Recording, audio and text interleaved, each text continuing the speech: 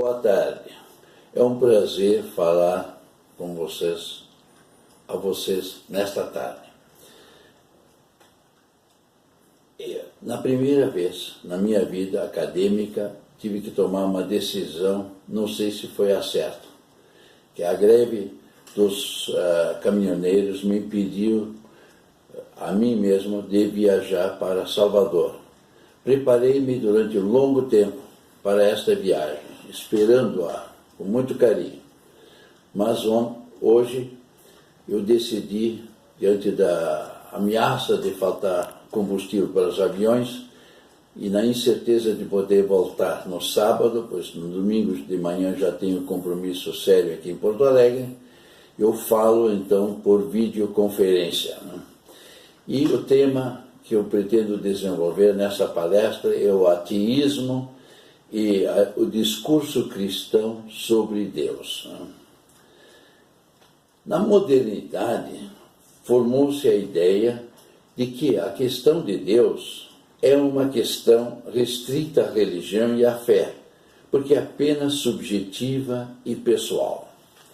Considera-se muitas vezes tratar-se de uma questão vinculada a certos sentimentos e narrativas, as quais se reconhece um caráter fático ou mítico, mas superado pela racionalidade moderna e, sobretudo, pela contemporânea. Por isso, pensa-se que nada tem a ver com filosofia, porque essa deve limitar-se à razão humana. A razão humana como seu fundamento. Postula-se, então, que a filosofia deve excluir todos os resquícios míticos e metafísicos para restringir-se à pura racionalidade, a racionalidade científica, razão pela qual até se evitam termos como Deus, bondade, alma, verdade, etc. Perguntamos, pode separar-se tão simplesmente a razão do sentimento na vida e na atividade humana? Deixamos de ser racionais quando amamos ou cremos? Na origem da filosofia ocidental, na antiga Grécia, os pensadores levantaram a questão da arqué, princípio, o princípio de tudo. Seria oportuno relembrar os começos da filosofia jônica, que entendia a arqué como origem de tudo. Nela manifesta-se a essência da qual tudo procede e tudo ela determina. Na questão da arqué, trata-se simplesmente da origem originante de tudo. No decurso de milênios, a filosofia deu diferentes respostas a esta questão. Designou como arqué de tudo elementos como a água e ar, o infinito, o aperon dos gregos, a matéria, a vontade cega, etc. Por outro lado, há também aqueles que afirmam que o cosmos repousa em si mesmo, ou seja, está aí sem causa externa. Nessa visão da eternidade do cosmos, elimina-se a questão de Deus. Na perspectiva da arqué, a filosofia situa Deus como a realidade originária, reconhecendo-lhe um espaço na própria atividade racional. Claro, este Deus não se identifica sem mais com o Deus criador da Bíblia, mas aparece como o poder que determina toda a realidade. Assim, Xenófanes, que viveu no século VI a.C., considera imperfeitos os deuses do mito, porque não são melhores que os homens. Para ele, os deuses míticos são imagens da fantasia de cada povo. Isso, contudo, não o induz a concluir que o pensamento e o discurso sobre as divindades míticas seja absurdo. Limita-se a substituir os deuses míticos pelo Deus da razão, do Logos, totalmente diferente dos humanos, permanecendo sempre no mesmo lugar, pois não necessita mover-se. Não sabemos se e como Xenófanes chegou à ideia de um Deus totalmente outro, espiritual e onipresente. No entanto, é um representante da teologia filosófica e da crítica da religião.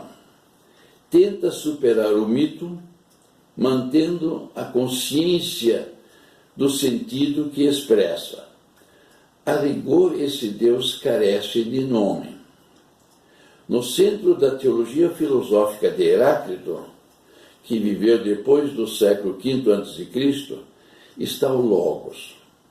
Os humanos deveriam escutar o Logos, diz ele, para orientar a sua vida. Mas o Logos também se encontra no cosmos. Ele determina a medida do ser e do devir no cosmos. Heráclito reconhece o Logos à alma humana, pois essa tem uma profundidade cujos limites ultrapassam a finitude humana. É a profundidade do seu Logos, uma profundidade que habilita o ser humano de pensar Deus como o absoluto e a experienciar sua presença no mundo. O Logos passou a ser reduzido à razão, e na modernidade, na Revolução Francesa de 1789, a razão foi entronizada como a deusa razão. Anteriormente, o cientista e filósofo francês Blaise Pascal afirmou que o coração tem razões que a própria razão desconhece. Não deixamos de ser racionais quando nos comunicamos, quando amamos ou quando cremos. O Logos da filosofia grega não se identifica simplesmente com o Logos do qual fala o Evangelho de São João. Como o iluminismo moderno e a evolução da tecnociência, o mundo depende cada vez mais da precisão. Em seu planejamento, o homem busca uma precisão a máxima possível nos cálculos, no funcionamento dos equipamentos e máquinas, na divisão do espaço e na medição do tempo. Mas o mundo precisado somente funciona quando o impreciso é excluído do mundo precisado pelo positivismo científico. Ora, o mundo real, o mundo da vida, é muito mais amplo e mais rico que o precisado e clareado pela ciência. Mito, arte, religião e metafísica movem-se no mundo impreciso, mas certamente não são menos importantes que a tecnociência para tornar a vida mais humana e dar-lhe um sentido. Na verdade, a filosofia, no sentido estrito, e as ciências são ateias. Mas com isso não se deve concluir que também o filósofo e o cientista devam ser-lo. Isso apenas significa que ninguém é melhor ou pior cientista ou filósofo porque crê ou não crê em Deus.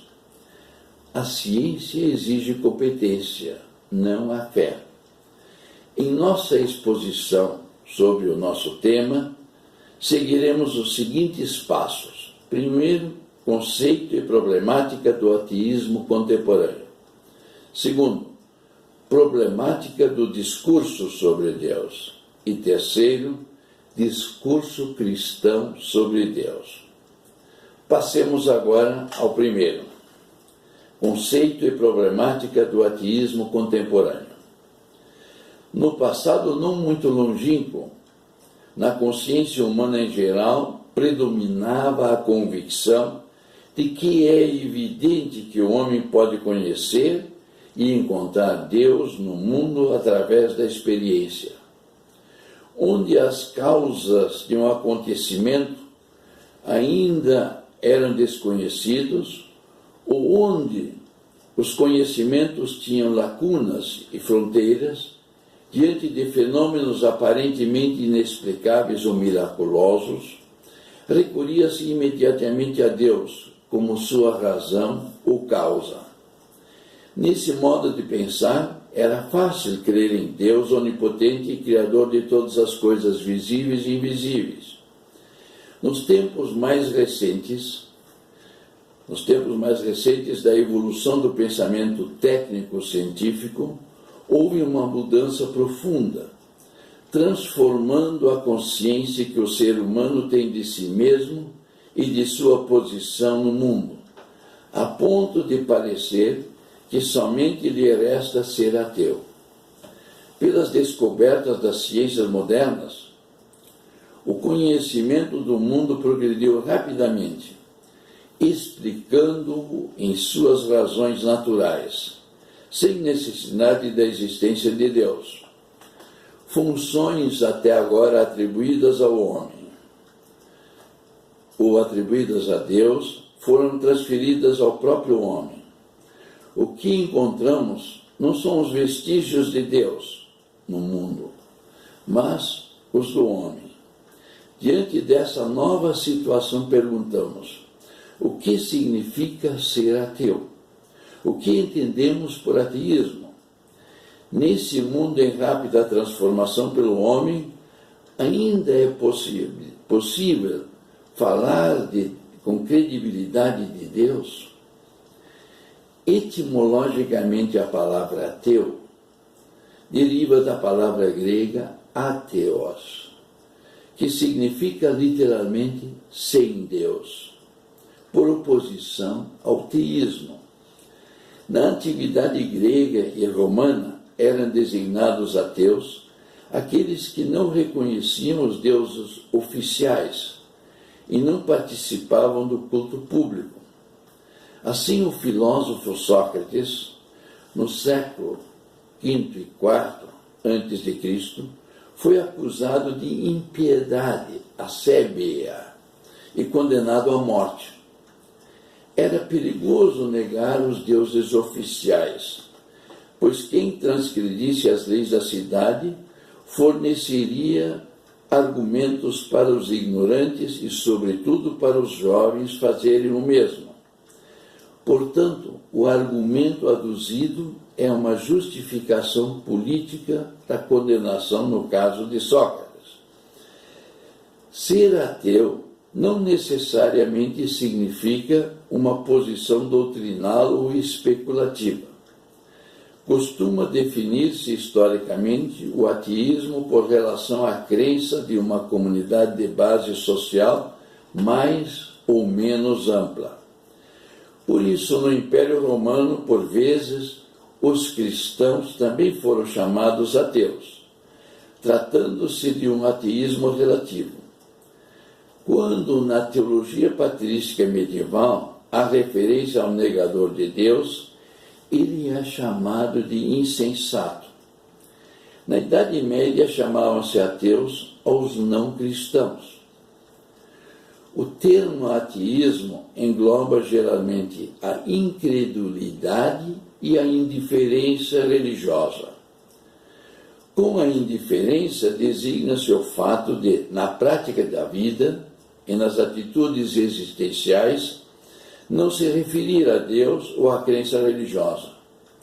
O termo incredulidade, então, designa a rejeição teórica ou prática das afirmações sobre Deus propostas por uma religião concreta, que pretende ser depositária de uma revelação.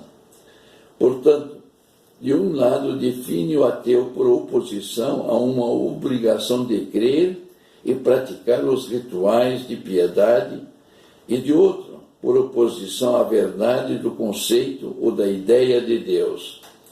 A história mostra-nos que homens são capazes de não só morrerem em nome da fé, mas de também matarem.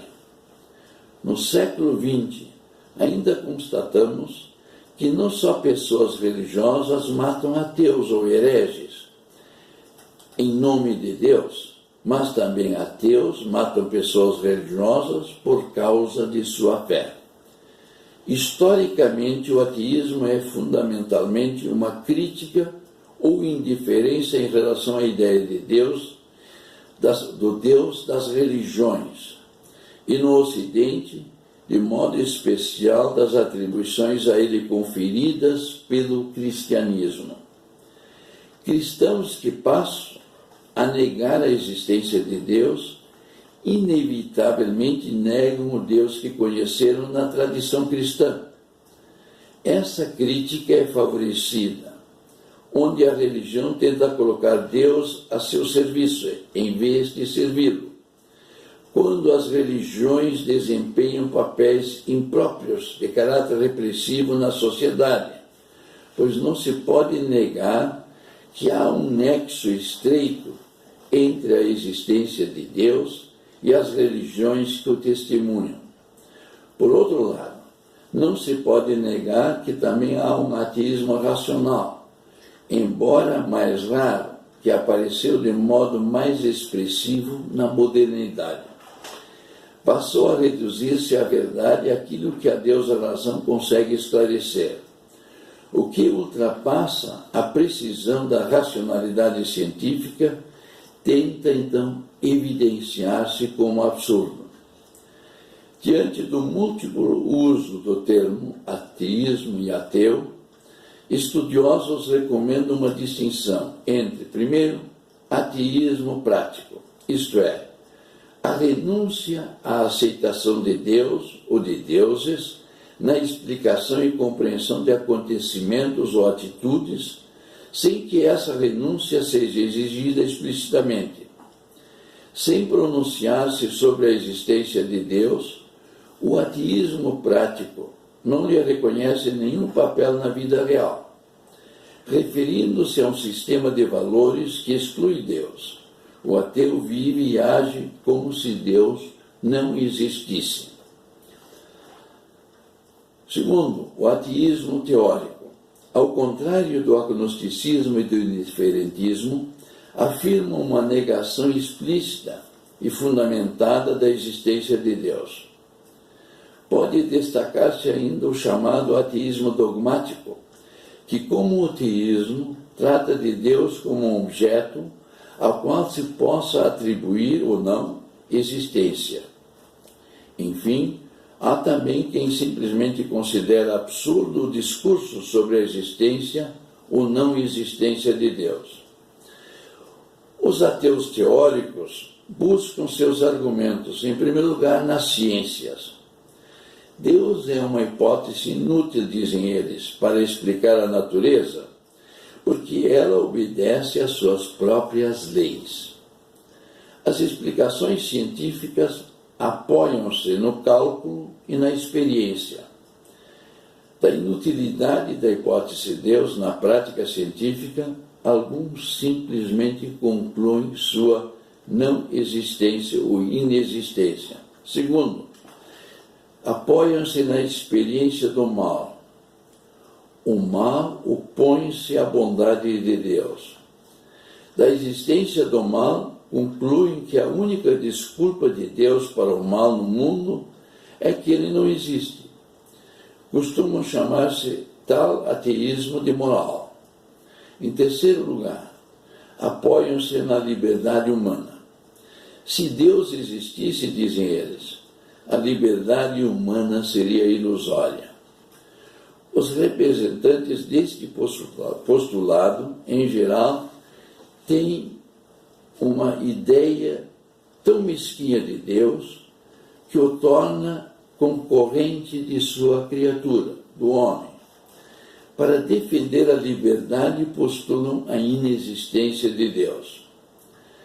A questão que hoje se nos coloca é a seguinte: a negação de Deus é consequência necessária do conhecimento científico ou não? Se a existência de Deus tolhe a liberdade e a autonomia do ser humano ou não?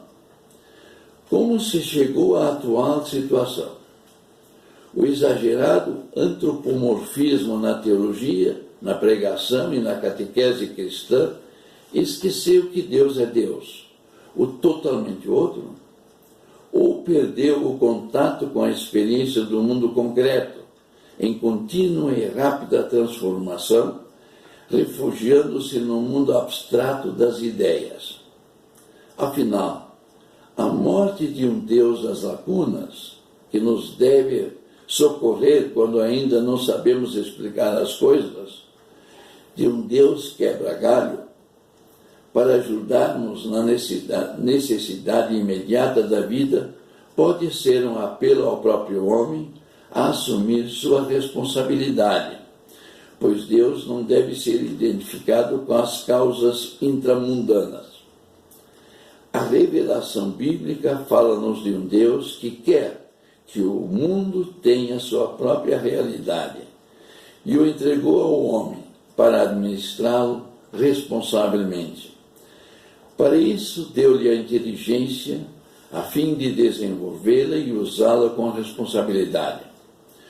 O atual ateísmo não se explica como um simples erro intelectual ou mera falta de moral. No Ocidente, ele se alimenta de todas as deformações das quais a religião é a primeira responsável. Deformações que o consenso social em torno de uma determinada religião durante longo tempo encobria. Será preciso que os crentes reexaminem certas representações deformadas de Deus, a ajustar comportamentos sociopolíticos demasiado conservadores, evitando aventuras irresponsáveis em nome do progresso ou o apego a tradições superadas, expressando encarnações do Evangelho em culturas já superadas. Não só as aventuras do liberalismo são perigosas, mas também a atitude dos que querem ser mais cristãos que Cristo. Para os cristãos, o ateísmo recente pode ajudar a redescobrir espaço de liberdade e responsabilidade em Deus, como sentido da vida e do mundo, numa atitude respeitosa e cooperadora em relação às pessoas de outras religiões e em relação aos próprios ateus. O mundo precisa menos teologia filosófica e mais teologia bíblica. O Deus da revelação cristã, no passado muitas vezes identificado com o primeiro motor imóvel, que tudo move sem ser movido, na era pós-metafísica favorece a indiferença religiosa e o ateísmo. O ateísmo moderno no Ocidente, em boa parte, é um fenômeno pós-cristão. Sempre existiram ateus. Na antiga Grécia houve ateus célebres, como o filósofo Demócrito. Novidade seria não encontrá-los hoje. O novo no ateísmo moderno é ser ele um dado da experiência prática. Depois da crise da metafísica tradicional, provocada por Immanuel Kant, o filósofo alemão, a questão de Deus perdeu o interesse da maioria dos filósofos mais recentes. Na verdade, Kant criticou o dogmatismo dos sistemas racionalistas e empiristas, sem negar a existência de Deus. Segundo ele, em vista da limitação da razão humana, tudo que a inteligência produz é condicionado e finito. E Deus não pode ser condicionado e finito. Kant apenas destrói os projetos dogmáticos sobre a imortalidade da alma, o livre-arbítrio e a existência de Deus. Hoje, muitos são indiferentes em relação à questão de Deus. O discurso sobre ele tornou-se frequentemente irrelevante, sem compromisso com o mundo atual. Outros ainda o procuram na desgraça ou no sofrimento. A experiência do homem contemporâneo expressa-se na declaração de Friedrich Nietzsche: Deus está morto. A negação de Deus hoje ocorrem menos por razões intelectuais que pela dureza da vida, do sofrimento, da experiência de que a oração não ajuda a resolver todos os problemas, em vista da indiferença, etc. Argumenta-se que a história mostra que Deus não existe. Antigamente, o ateísmo era uma exceção. Hoje, cada vez mais, a exceção é a fé compromissada com Deus, com a sua existência. A proposição Deus está morto equivale a dizer que o ser humano ficou indiferente em relação a ele, morrendo também no coração de muitos fiéis. Passa a substituir seu Deus da revelação cristã, o Deus da fé, pela deusa razão do iluminismo. É o ateísmo prático dos que sequer se pronunciam sobre sua existência e vivem como se ele não existisse. Simplesmente concebem e realizam o jogo da vida sem outorgar maior importância a ele, não se referindo a ele para explicar o mundo e a vida. Trata-se de um ateísmo passivo, sem compromisso, que evita qualquer posicionamento ou combate intelectual. O discurso sobre Deus perdeu a relevância. Os primeiros cristãos, sobretudo os santos padres, organizam seu discurso sobre Deus como Pai de Jesus Cristo. Mais tarde, Agostinho elabora sua doutrina sobre a Trindade. O Pai não pode ser nomeado se simultaneamente não se nomeasse o Filho e o Espírito Santo. Na comunidade cristã primeira, falava-se de Deus, na experiência catequética e na liturgia, na linguagem do querigma pascal, inseparável da encarnação histórica, associando Pai, Filho e Espírito Santo. A linguagem era aberta à compreensão pública, pois não se restringe aos fiéis, dirigindo-se também aos não cristãos. Por isso tinham que usar palavras e argumentos universais, que naquela época éramos da filosofia grega. Ao natural ocorria o confronto entre a fé bíblica e a racionalidade grega. Busca-se então vestígios do verdadeiro Deus entre os próprios pagãos, como já o faz exemplarmente o apóstolo Paulo no Areópago de Atenas, isto é, na praça pública de Atenas. O Deus dos cristãos não se identifica simplesmente com o absoluto abstrato e impessoal dos filósofos gregos.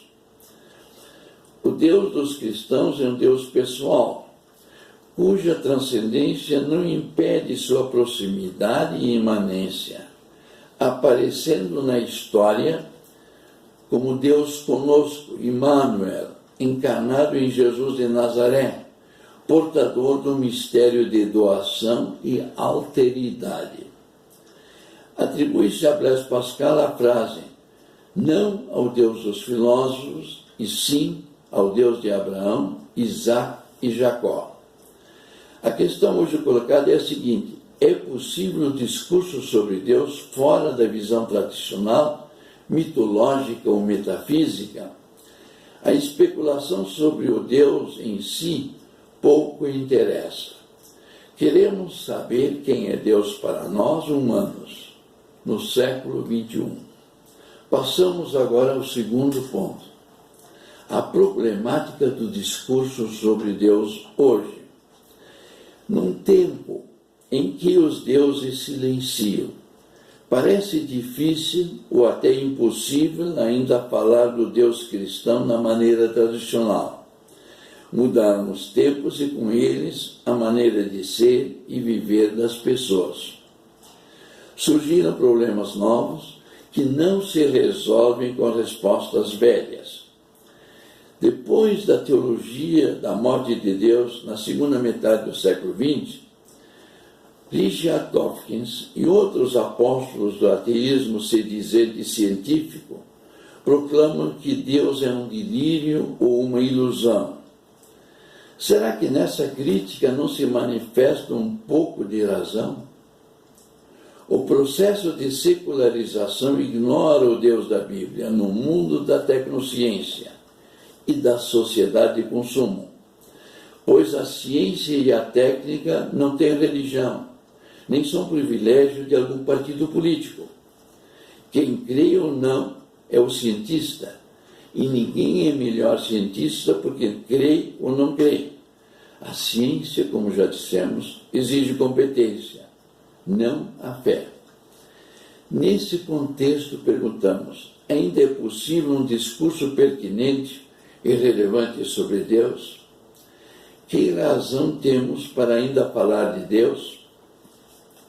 O desenvolvimento rápido da tecnociência, sobretudo das ciências empíricas, dificulta velhos discursos. O que hoje está sendo questionado não é apenas um ou outro dogma isolado da fé e da doutrina cristã, mas o núcleo central, ou seja, o fundamento. A fé no Deus pessoal está em crise. Uma crise baseada em dois fenômenos. Primeiro, o mundo cotidiano está num rápido processo de secularização, a ponto de nele não mais encontrarmos imediatamente os vestígios de Deus. O ser humano vê-se a si mesmo como construtor autônomo do mundo futuro. Neste mundo, a oração parece ter perdido o sentido, pois nele o ser humano é apenas o que faz de si mesmo. O que importa é a competência profissional e a esperteza nos negócios. Enquanto o discurso tradicional perdeu o vínculo com a experiência nesse mundo concreto, porque se tornou cada vez mais abstrato, mais vazio e irrelevante. O homem é parte do mundo. Deus não mais é o Criador e Senhor no qual estão encerradas todas as condições e pressupostos anteriores a toda a realidade do mundo, inclusive do homem. Segundo, a religião e a crença em Deus, ou nos deuses, sempre esteve vinculada a determinado ambiente sociocultural. O cristianismo, de fato, sempre foi a religião do Ocidente e encarnou-se em sua cultura em determinado tempo. Por isso, numa época de globalização, será difícil torná-lo a base do mundo novo. Até pode ter-se a impressão de que a fé cristã é apenas a relíquia de uma cultura ultrapassada, pois a própria cultura ocidental evoluiu a tal ponto que até nela o cristianismo tornou-se estranho. Hoje falamos do fim da metafísica tradicional. Nosso pensamento, o pensamento da modernidade, é funcional. Não mais perguntamos pela coisa em si, e sim por seu significado para nós. A ideia do Deus em si, encarnada na metafísica grega, tornou-se insignificante para nós hoje. Perguntamos no sentido bíblico, quem é Deus para nós? Diante da secularização na Igreja Católica, costuma reagir-se de maneira ambígua ou negativa. Por um lado, procede-se como se o problema não existisse, como se a indiferença religiosa não tivesse raízes mais profundas. Padres limitam-se muitas vezes a discutir a duração da homilia, o entusiasmo do pregador, o tempo da catequese, os ritos litúrgicos, a construção dos templos, etc.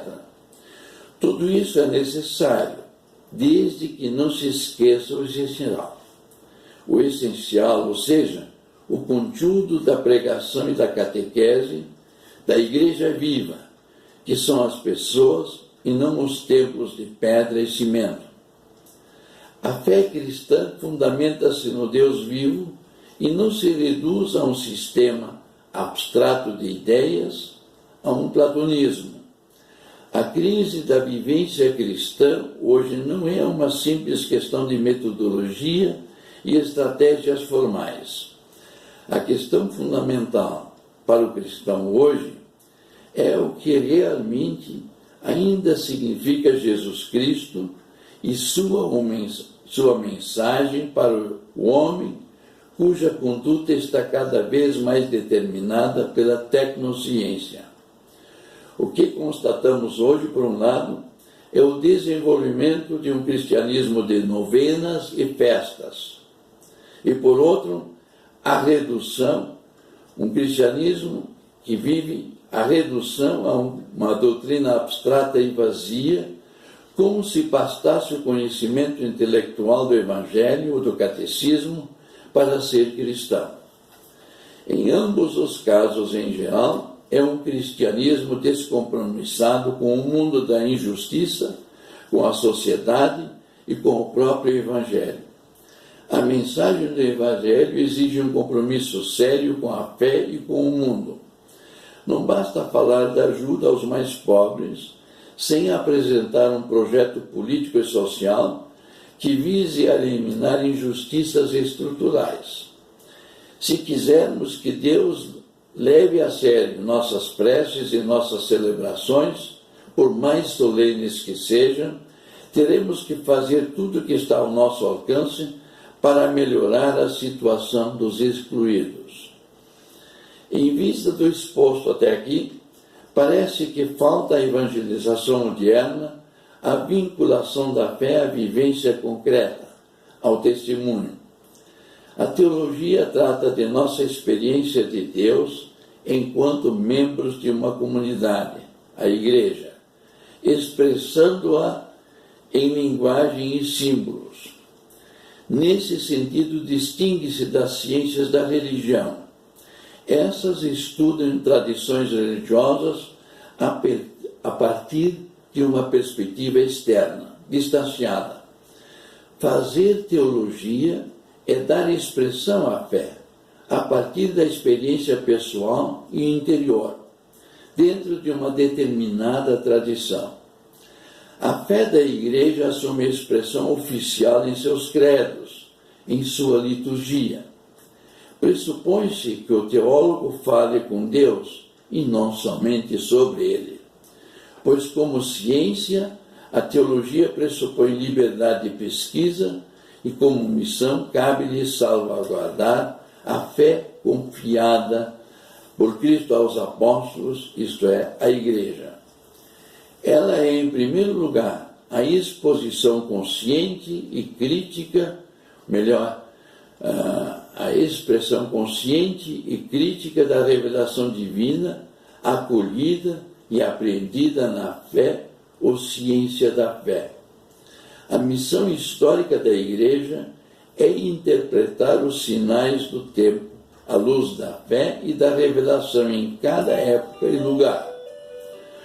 Por mais subjetiva que seja, a experiência pessoal é compartilhada intersubjetivamente numa comunidade e por ela transmitida através das Sagradas Escrituras e da tradição cristã, porque expressa em linguagem e conceitos. Mas toda a expressão da revelação tem limites, porque historicamente condicionada. Ao teólogo cabe a tarefa de assegurar que a linguagem usada pela Igreja para proclamar e transmitir a mensagem da autorrevelação de Deus em Jesus permaneça inteligível em diferentes culturas e em novos contextos históricos. Uma boa teologia também deve ser coerente com o conteúdo de outras formas de conhecimento. Assim, por exemplo, a teoria da evolução biológica não exclui a fé bíblica na criação, mas a pressupõe. A criação bíblica refere-se à crença de que Deus é o autor último da criação, enquanto a ciência aborda a questão do modo como a criação acontece, isto é, evolui. Terceiro e último ponto: discurso cristão sobre Deus. O Deus no qual nós cremos e que nós cristãos e que nos cabe anunciar ao mundo não é o Deus dos filósofos. Filosofia e ciência podem ajudar-nos a mostrar a plausibilidade racional de nossa fé, mas nossa fé cristã funda-se no Deus que se revelou a si mesmo através dos patriarcas e profetas, e em plenitude em Jesus de Nazaré, o Cristo. Na visão bíblica e na perspectiva de uma antropologia cristã, o ser humano vem de Deus e a ele retorna. Para a Bíblia que é o testemunho humano da revelação divina, a existência de Deus é evidente. Somente um insensato, diz o Salmo 14, ou ímpio, Salmo 10, pode dizer que Deus não existe. O texto sagrado revela-nos um Deus pessoal que criou e governa o mundo. Ele partilha as limitações e fraquezas do homem, respeitando sua liberdade, pois é tão Deus que não deixa de sê-lo ao respeitar nossa liberdade. Na sua essência, o homem se constitui no diálogo com ele e com o semelhante. Desde o início do cristianismo, a fé cristã retoma a profissão judaica. Ouve, ó Israel, Javé é nosso Deus, diz o Deuteronômio no capítulo 6.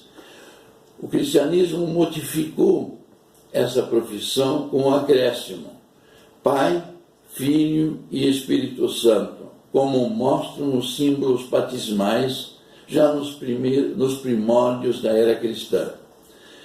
Quando os antigos padres da Igreja falam sobre Deus, geralmente o fazem no sentido do Novo Testamento, distinguindo entre o Criador e a criatura, entre Deus e o mundo.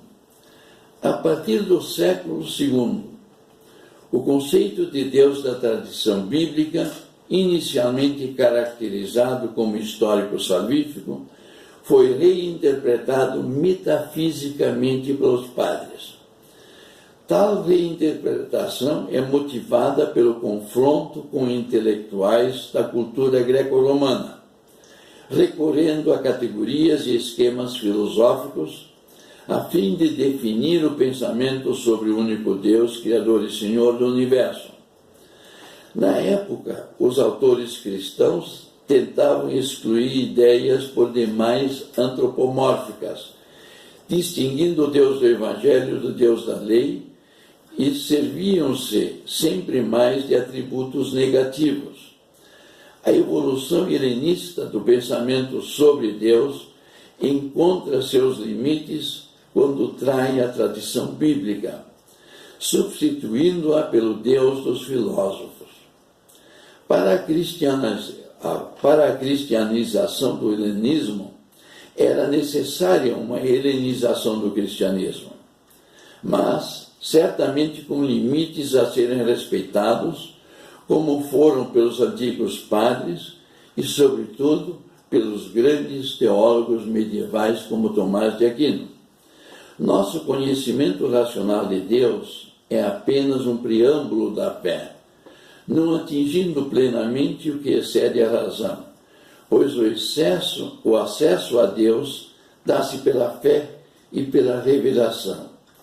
A influência do helenismo, sem dúvida, já se manifestou nos livros sapienciais do Antigo Testamento e perdura até hoje. Por vezes, até se pode ter a impressão de que, para ser católico, se deva passar necessariamente pela metafísica grega nas formulações da neoescolástica. Ora, Jesus foi um judeu e não um grego. Falou e viveu no horizonte da cultura e da visão do mundo, do seu tempo e de seu povo. O apóstolo Paulo, antes de sua conversão ao cristianismo, era de religião judaica, cidadão romano, versado na cultura grega. Por isso, nos seus escritos, utiliza fontes literárias gregas, mas sempre fiel à fonte original de seus ensinamentos, que é a Sagrada Escritura judaica, lida na versão dos 70. As primeiras comunidades cristãs da diáspora nasceram no meio cultural grego, usando como língua litúrgica o grego até o final do século IV. Aliás, o Novo Testamento foi redigido originalmente na língua grega. A teologia medieval foi influenciada profundamente por Platão, Agostinho, por exemplo, e Aristóteles, Tomás de Aquino. No Renascimento e, sobretudo, na escolástica decadente, às vezes chega-se ao limite de quase identificar helenismo e cristianismo, censurando ora Platão, ora Aristóteles, em apenas um ou outro detalhe. Sob este aspecto, a crítica do monge Martinho Lutero à teologia católica da época certamente era pertinente. O discurso da Igreja Católica permanece na cultura greco-romana, perdendo a vinculação com o desenvolvimento concreto do Ocidente. O Concílio Vaticano I condenou erros graves, mas foi incapaz de enfrentar o fenômeno bem mais amplo e mais profundo que as heresias da época. É o fenômeno da secularização da cultura e da sociedade, que favoreceu a indiferença em relação à fé e à religião, contribuindo para a separação conflituosa entre Estado e igrejas. O Vaticano I fortaleceu a autoridade espiritual do Papa no momento em que ele perdeu o poder temporal. Enfim, o mundo moderno desenvolveu-se sem que o Evangelho fosse nele arraigado, pois a doutrina permaneceu no mundo do passado ou na abstração doutrinária. O cristianismo, reduzido a um pacote de proposições doutrinárias, é pouco significativo, irrelevante e pouco atraente. A fé em Deus é algo mais profundo que uma simples crença. A identidade cristã não se define tanto por aquilo em que alguém crê, quanto pela maneira como vive sua fé na vida. O cristianismo, antes de tudo, é um modo de vida, um caminho a andar com Jesus. Na pregação de Jesus são bem-vindos ao reino de Deus aqueles que dão alimento aos famintos e vestem os nus, segundo o sermão do final dos tempos no Evangelho de Mateus, capítulo 26. Resumindo, o discurso da teologia católica e da pregação cristã, a nosso ver, hoje deve apresentar as seguintes características essenciais. Primeiro, deve ser cristológico. A identidade cristã é a profissão de fé de que Jesus é o Cristo, o Senhor. Ninguém viu a Deus, mas quem vê Jesus vê o Pai, de São João no seu Evangelho, capítulo 14. Pois nele habita corporalmente toda a plenitude divina, diz a carta aos Colossenses, capítulo 2. No rosto humano de Jesus revela-se de maneira acabada quem é Deus para nós e quem somos nós para Ele. Deus veio morar entre nós. Deve ser trinitário. O Deus que se revelou em Jesus é o Deus que amou o mundo a ponto de entregar seu Filho não para condenar o mundo, mas para salvá-lo. Ele é um no plural, pois Jesus apresenta-se como um enviado do Pai e envia o Espírito Santo, ou seja, é um Deus em três modos de subsistência, que na tradição chamamos três pessoas.